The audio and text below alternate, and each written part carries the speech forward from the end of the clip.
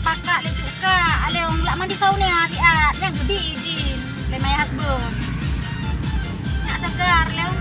Punya sauna ilung seminggu lehego. Mana ke perahi my husband. Akaji nak kalem. Liban wajah lo kan fresh ada baju lo tek dalium kena mana? Ilung ana mahal perawatan le. Perawatan long yang ke sauna nya luapnya ke long bok muka long menan nanti bapak mandum lagi nyan ke nan ke menan long ke ding nya ane utiban punya long sok jelbat ni umpan ni long jeng lagi nya